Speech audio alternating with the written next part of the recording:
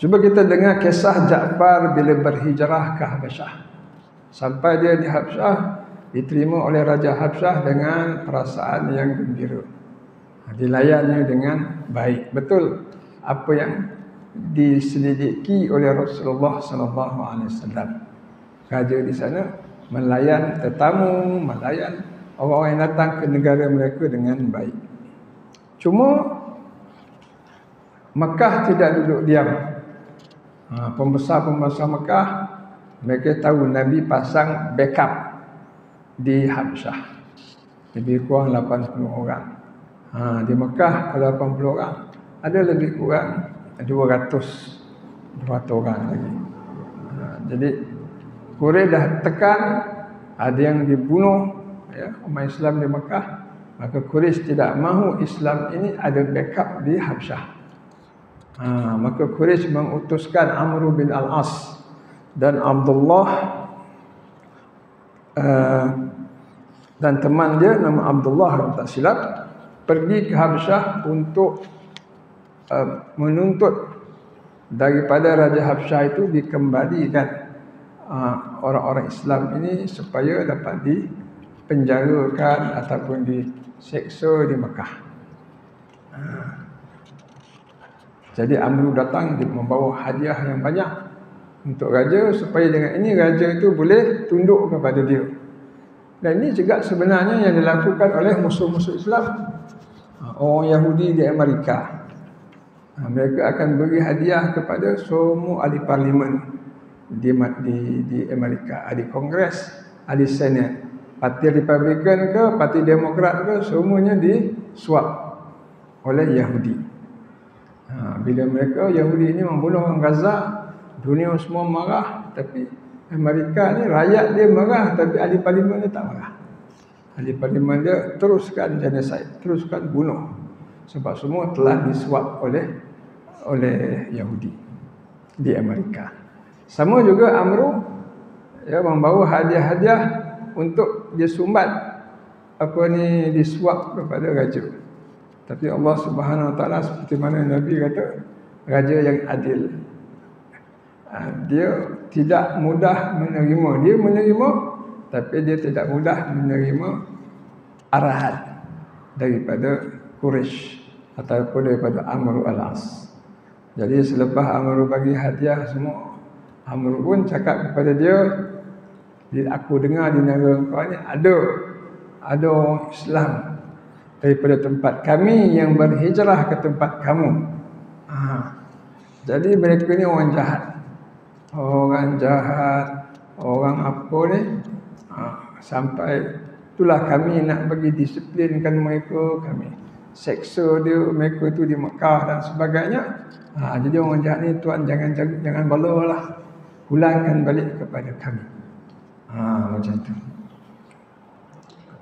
Kemudian Amr juga telah suap pembesar-pembesar Raja Najasyi ini. Dia kata, kalau aku bercakap dengan raja, kalau aku cakap kau orang sokong aku tu, kau cakap betul. Macam tu boleh tak?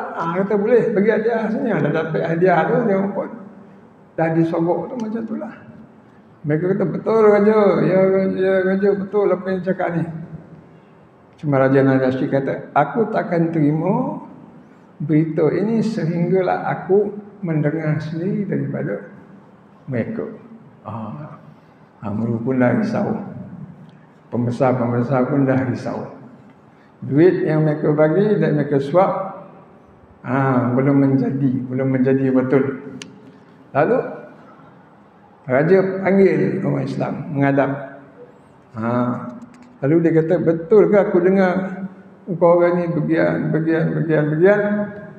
Orang Islam mula cemas.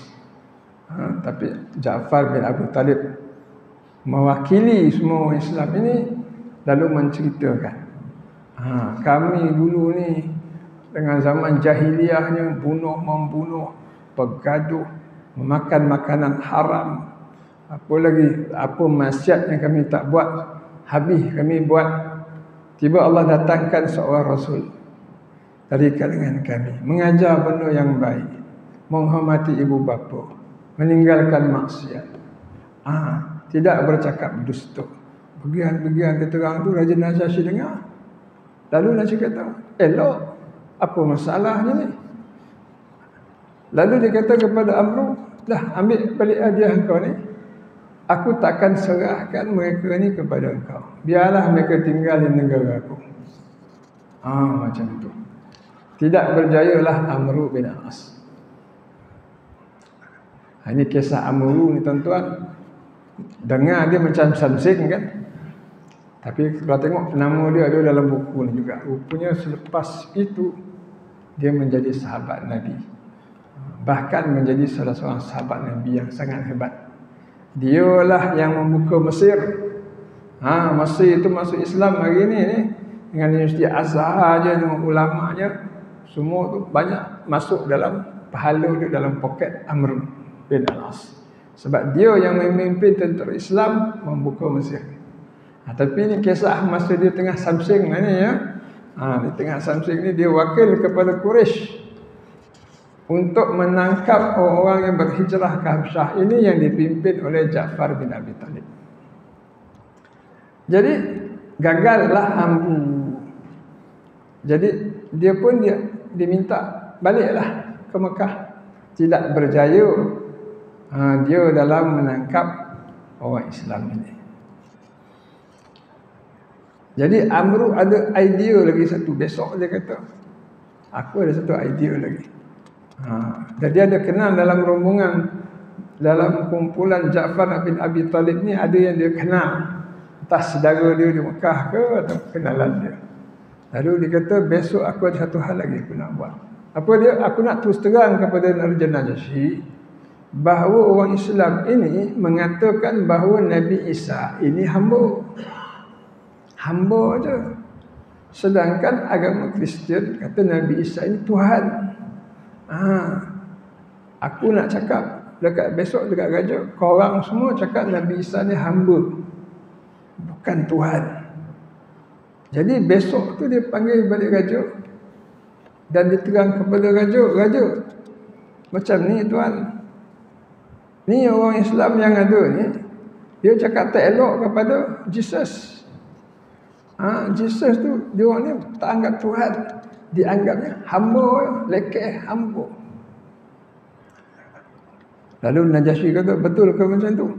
Dia panggil balik orang Islam.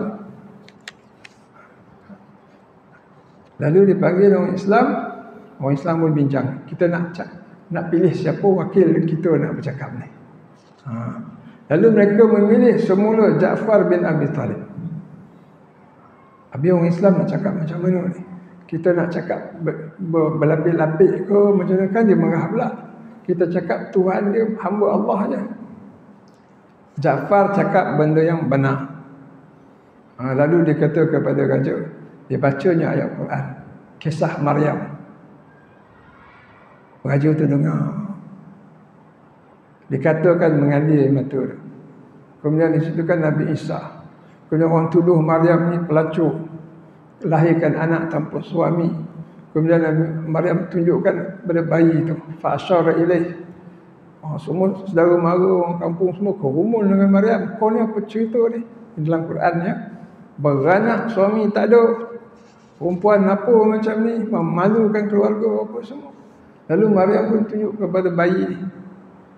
Lalu mereka kata, kaifa yukallimul apa? Bagaimana bayi ini boleh bercakap? Lalu berkata Nabi Isa, sesungguhnya aku adalah hamba Allah.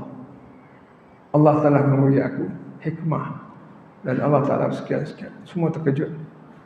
Jadi Raja Najasyi dia dengar macam tu. Lalu dia kata apa? Tak jauh beza kita ni rupanya, dia kata. Tak jauh beza. Rupanya kita ni datang daripada sumber yang sama. Macam tu. Jadi daripada dia, orang menyangka ataupun dikhawatiri oleh orang Islam, dia marah kalau bercakap benar, tiba-tiba dia sendiri merasakan tidak ada beza. Semuanya daripada sumber, daripada Tuhan yang sama. Lalu dia kata kepada pemuka-pemuka dia dan kepada Amru, aku tak akan serahkan mereka kepada kau. Kau boleh balik, hadiah-hadiah ni kau ambil balik. Terima kasih banyak. mereka akan tinggal terus di sini. Apa pengajaran tuan-tuan daripada kisah ini? Banyak pengajaran dia. Pertama, dunia hari ini menceritakan perkara yang tidak benar tentang Islam. Cakap Islam macam tu, cakap Islam macam ni, apa semua. Islam ni teroris lah, Islam ni pengganas dan sebagainya. Tapi banyak mana ataupun lama mana mereka boleh menaburkan tipu daya. Dulu CNN semua berita di televisyen, di surat khabar. Nak kuasai surat khabar, kena buat kilang surat khabar berapa ratus juta. Kena siap dengan lori nak bawa surat khabar ke kedai-kedai. Amerika tu jauh dia sampai berapa kilometer, ribu kilometer nak buat surat khabar. Hanya company yang besar sahaja yang boleh buat surat khabar.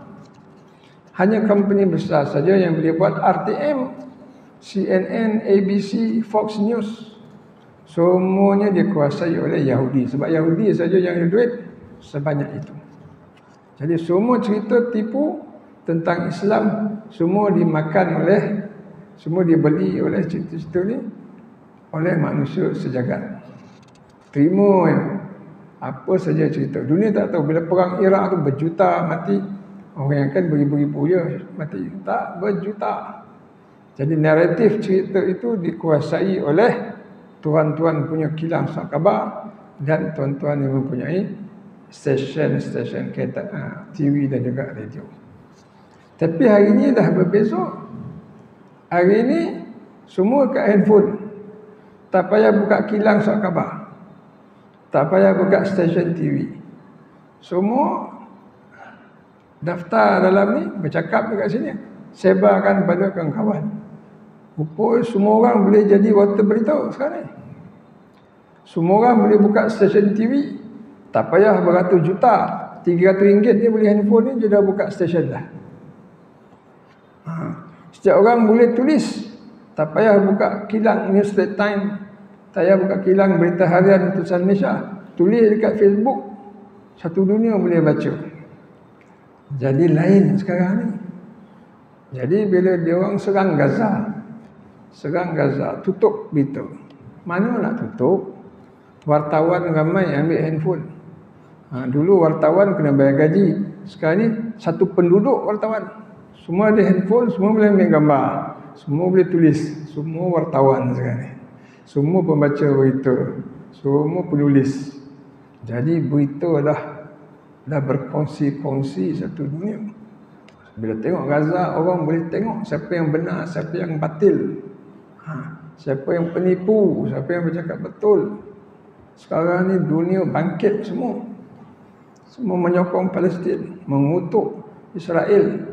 Habis stesen-stesen beratus juta dolar ni, tidak ada gunanya sekarang. Surat khabar bangunlah malas baca dah. Begitulah Allah Subhanahu Wa Taala berfirman dalam Al-Quran, innal ladzina kafaru, orang kafir ni, yunfiquna amwalahum, membelanjakan harta mereka, duit mereka yang begitu banyak, liyasudduna an sabilillah, untuk menghalang manusia daripada jalan Allah. Fasayunfiqunaha, mereka akan terus mengeluarkan lagi duit lagi, summa takunu alaihim hasrah thumma yughlabun, kemudian mereka akan menyesal, kemudian mereka akan dikalahkan. Walladzina kafaru ila jahannam yuhsyarun, dan orang-orang kafir ke neraka jahanam lah mereka akan dihimpunkan semuanya. Liyamizallahu al-khabitha minat tayyib, Allah jadikan semua ni sebab Allah nak bedakan di antara yang baik dengan yang jahat. Sekarang ni dunia dah makin tahu siapa yang baik dan siapa yang jahat. Yang terakhir, di antaranya Israel pergi ke Sydney semalam, tembak orang kat pantai, 15 orang mati. Orang kat pantai tu orang Yahudi sedang berhari raya. Jadi bila tembak, melintang pukang orang kat pantai air raya orang Yahudi ni. Jadi Israel pun terus mengeluarkan tipu daya dia. Dia kata, tengok, kerja orang Islam bunuh lagi dekat Sydney. Itulah engkau Perdana Menteri Australia. Kenapa kau iktiraf negara Palestin? Beberapa bulan lepas Australia iktiraf negara Palestin. Tengok sekarang. Orang Islam bunuh pula orang Yahudi di pantai.